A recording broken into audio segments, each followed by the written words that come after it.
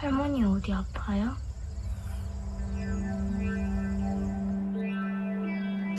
I feel as if I'm losing all my leaves. Your leaves? What do you mean?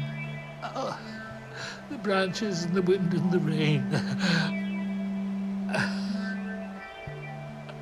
I don't know what's happening anymore.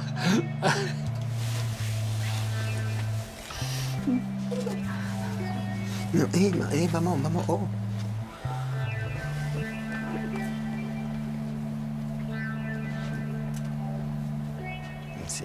C'est moi. Tu peux pas m'embrasser sur la bouche?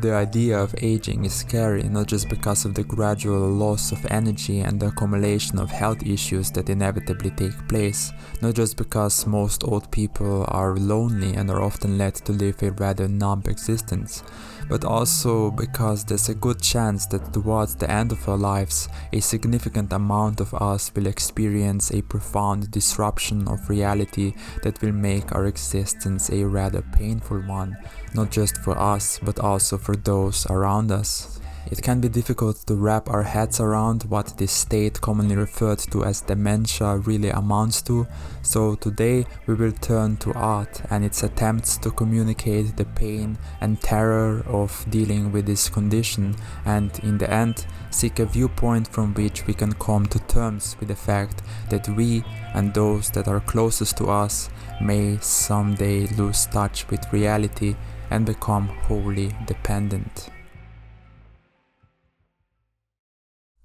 If you clicked on this video, there's a good chance that you are familiar with a musical project named The Caretaker, most famously featuring 6 albums that explore memory and its gradual deterioration, each album representing a stage in the development of Alzheimer's disease, starting off with nostalgic and repetitive ballroom pop singles on the album A, gradually introducing fear-inducing disharmonies and noise through the other albums,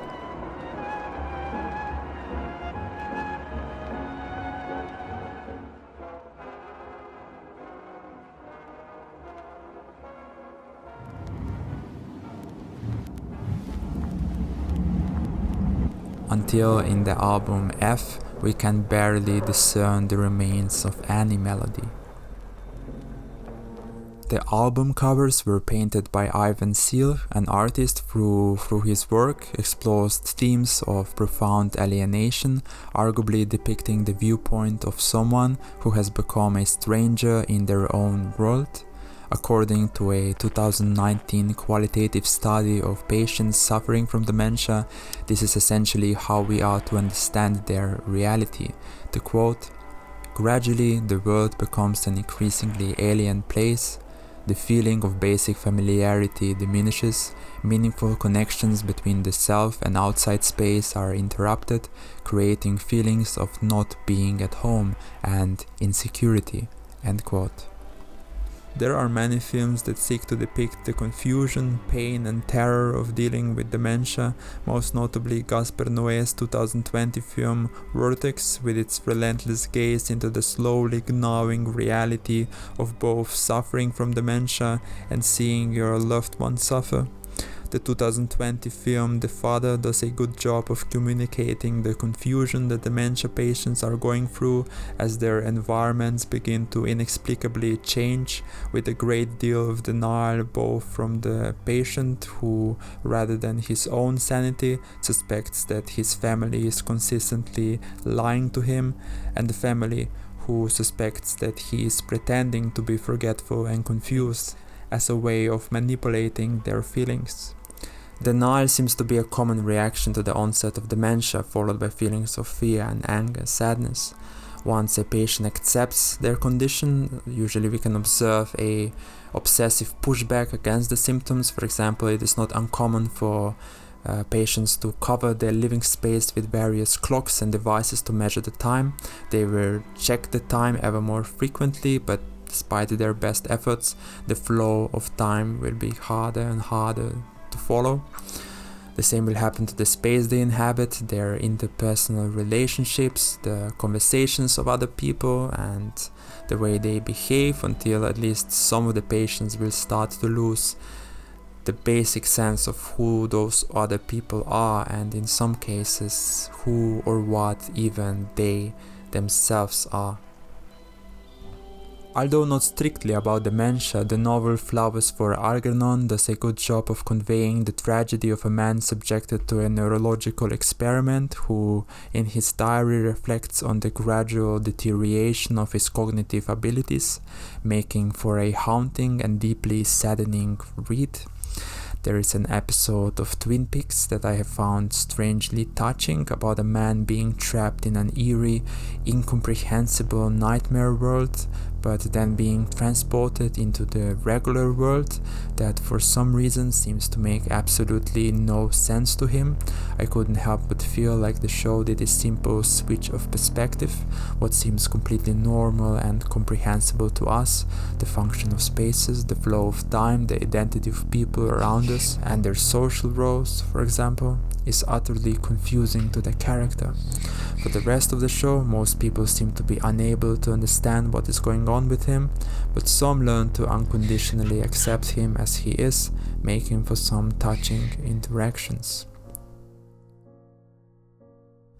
How can we come to terms with a disruption of reality, a complete transformation of the world that once used to be a place where we felt at home, a place where we had connections to the people that were once closest to us?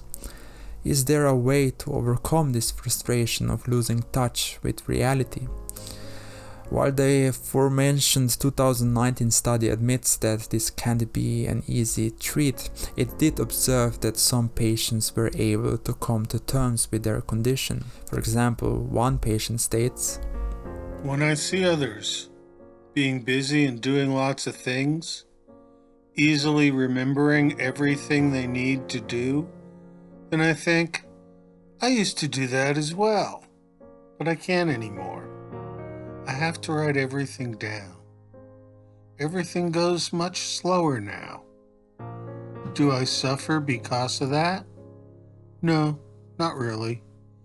I notice it and I'm irritated for the moment, but then I tell myself, it's just part of life.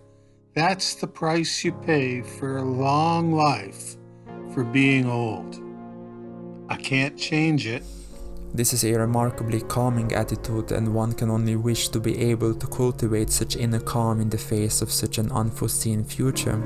Perhaps this is part of the answer, if through our lives we contemplate and come to accept the fact that life cannot and will not conform to our plans.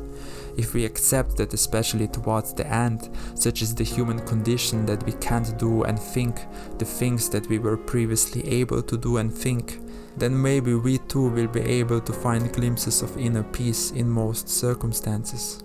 Don't seek to have events happen as you wish, Epictet writes, but wish them to happen as they do happen, and all will be well with you. Although this might be merely wishful thinking, one would want to learn to accept anything and be calm and satisfied no matter what. As the story goes, once upon a time, before being sent to the frontiers of the First World War, the young Austrian philosopher Ludwig Wittgenstein saw a stage play where he has heard a line that for the rest of his life would ring to him as the ideal that he wanted to achieve. The line that the actor on stage has exclaimed was, "Things can happen in the world, but nothing can happen to me." Many futures lie ahead of us, some utterly horrific, some very beautiful, and ultimately I think that the real tragedy would be to let the first kind spoil or weaken the second.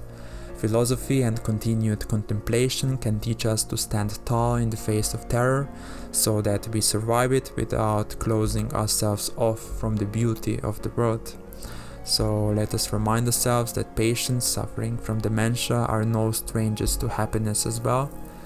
For example, just see them revel in old memories, enjoying good food, social activities and music.